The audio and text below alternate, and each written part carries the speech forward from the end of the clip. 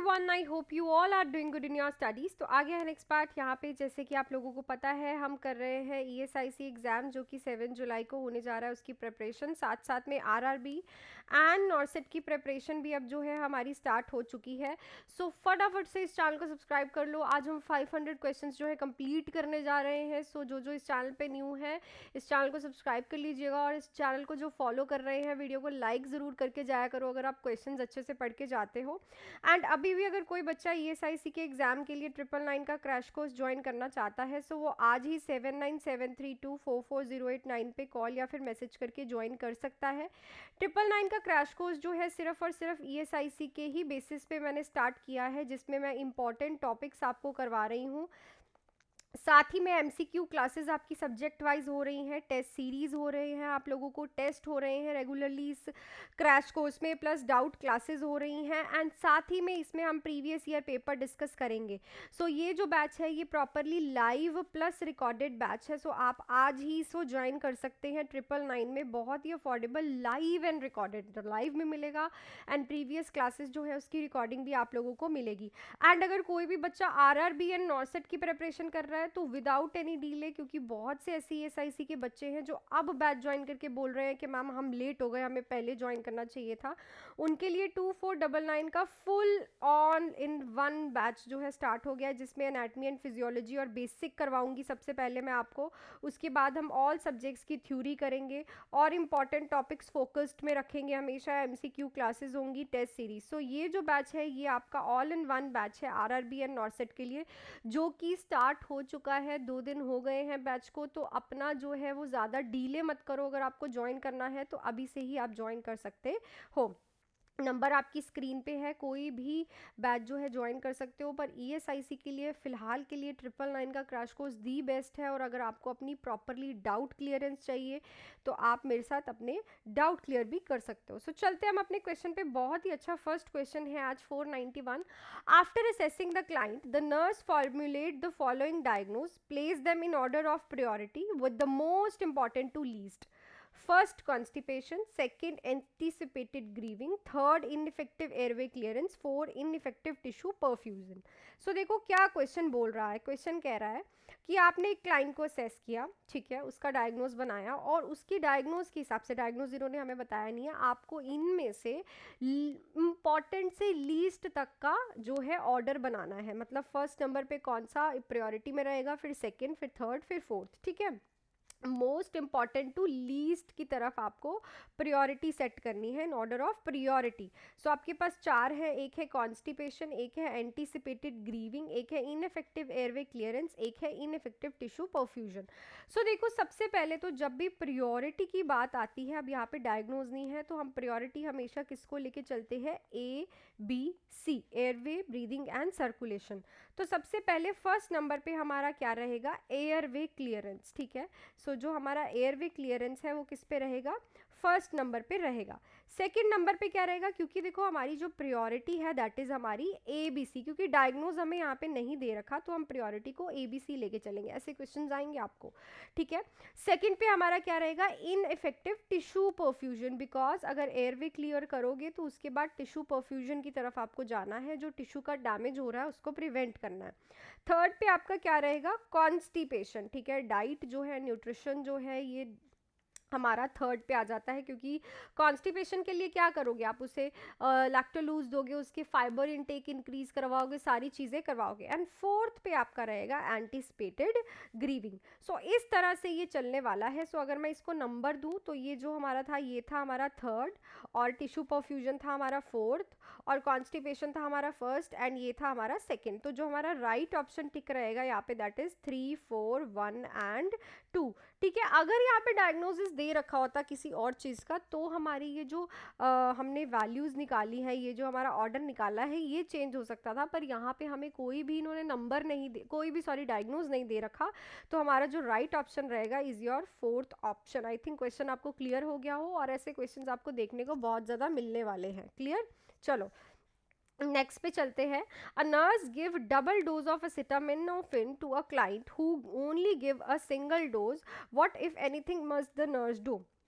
सो देखो, double dose दे दी है एक नर्स ने किसको, पेशेंट को, एसिटामिनोफिन की, जिसको सिर्फ सिंगल डोज देनी थी। अब नर्स जो है क्या करेगी, मस्ट उसे क्या करना पड़ेगा, ask colleague to help assess the client, withhold the client next dose, report the error as soon as possible, nothing because it's an over the counter medication. Yes, it is the over counter medication, over the counter medication.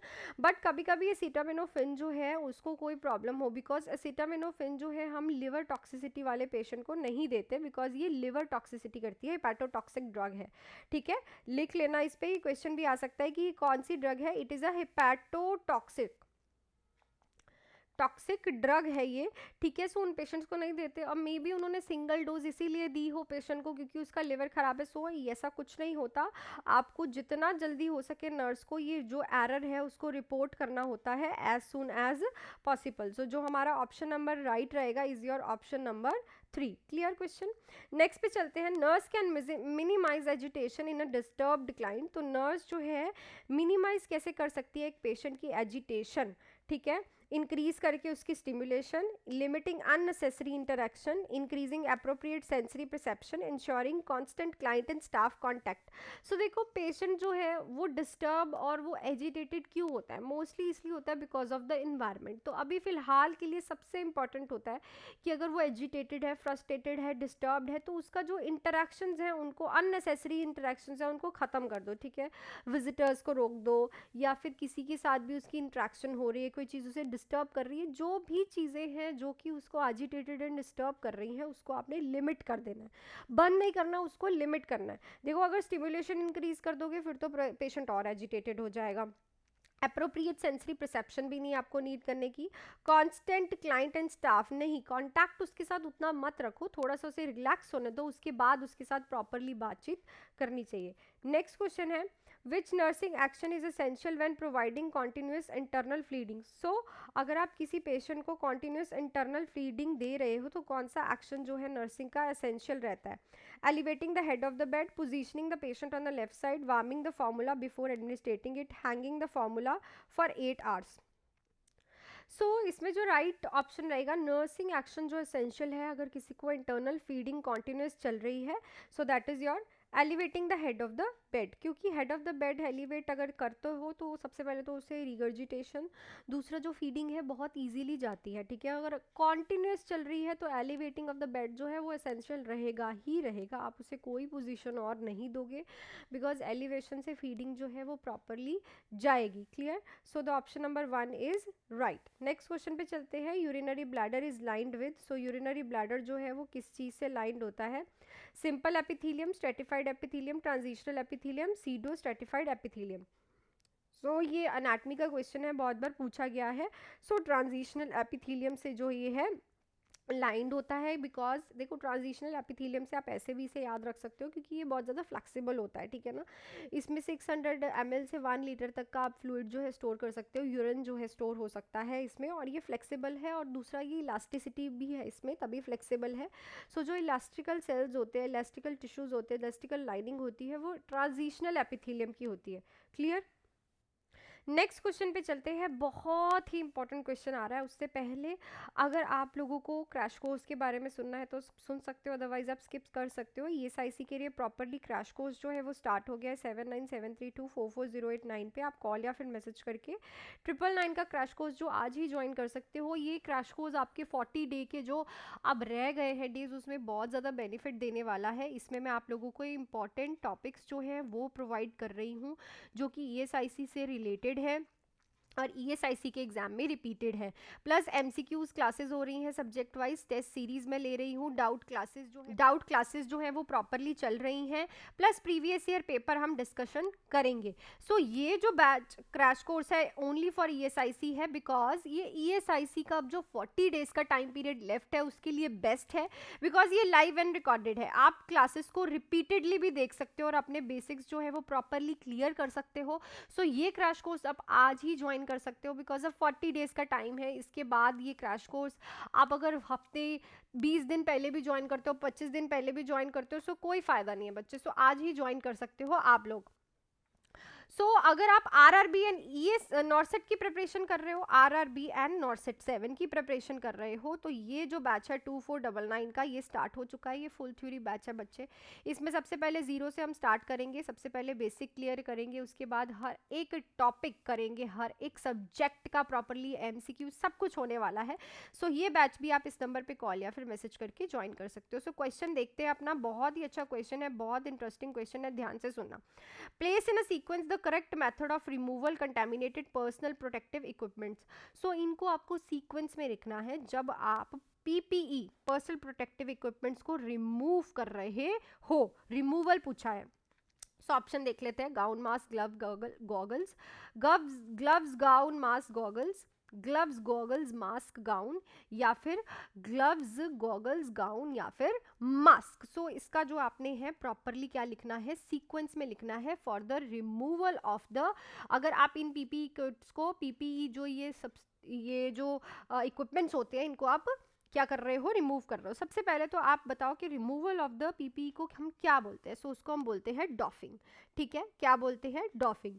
सो सबसे पहले हम क्या remove करते हैं, सबसे पहले जो चीज़ हमारी रिमूव की जाती है इज योर ग्लव्स। ठीक है, सबसे पहले हम क्या रिमूव करते हैं, ग्लव्स को रिमूव करते हैं, क्योंकि ग्लव्स रिमूव करोगे तो आपके जो हाथ है वो क्या है, बिल्कुल साफ है, उनसे कंटेमिनेशन नहीं जाएगा। उसके बाद हम क्या करते हैं, गॉगल्स को रिमूव करते हैं।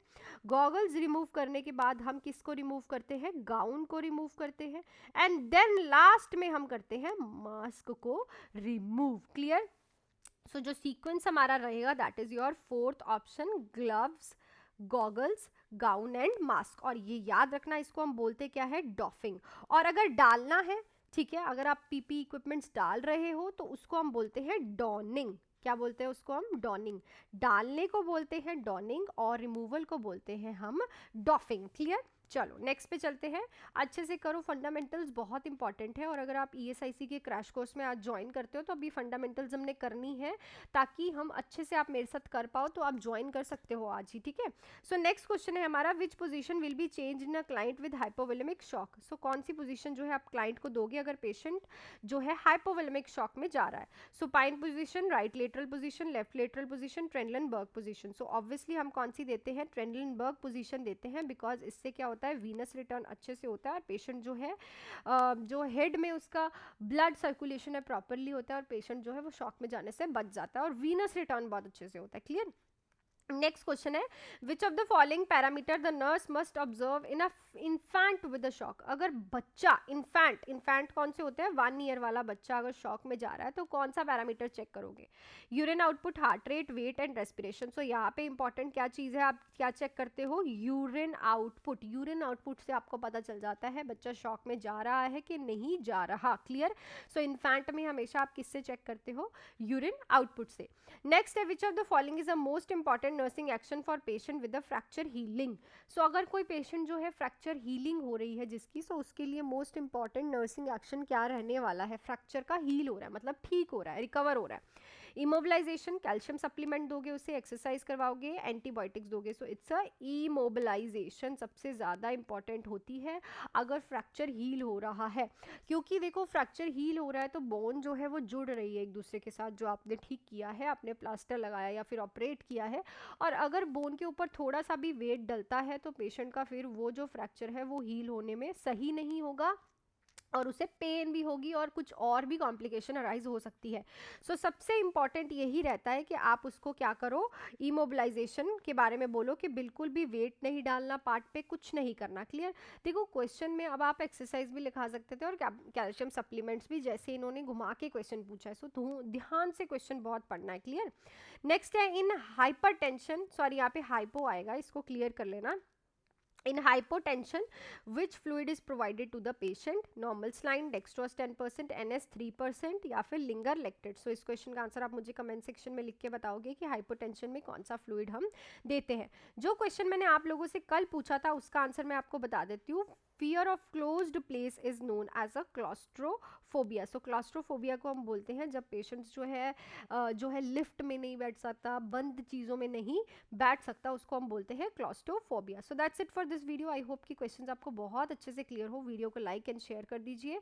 एंड अगर आज ही आप ESIC का जो है क्रैश कोर्स ज्वाइन करना चाहते हैं तो कर सकते हैं, बिकॉज 7973244089 पे कॉल या फिर मैसेज करके, बिकॉज अभी हमारे मेजर सब्जेक्ट्स जो है मैं करवा रही हूँ। सो आप साथ ही साथ वो कर लोगे तो आपको पता चल जाएगा what is important and what is not. So अपने 40 डेज आप वेस्ट मत कीजिए, आज ही ज्वाइन कर सकते हैं। इसमें मैं इंपॉर्टेंट टॉपिक्स आपको करा रही हूँ ESIC के सारे सब्जेक्ट्स के, प्लस MCQ क्लासेस हो रही हैं हर एक सब्जेक्ट से, टेस्ट सीरीज में ले रही हूँ, एंड डाउट क्लासेस जो है वो हो रही हैं, एंड प्रीवियस ईयर पेपर में है जो इसमें करवा रही हूँ। बहुत ही अच्छा और बहुत ही ज़्यादा अफोर्डेबल जो है क्रैश कोर्स है, only in 999। Live and recorded है, सबसे बड़ी बात। आप कभी भी इसकी रिकॉर्डिंग्स जो है रिपीट में देख सकते हो, टेस्ट आप देख सकते हो, बार बार अपनी रैंकिंग देख सकते हो बाकी बच्चों के साथ, सब चीज़ें इस बैच में आपको मिलेंगी।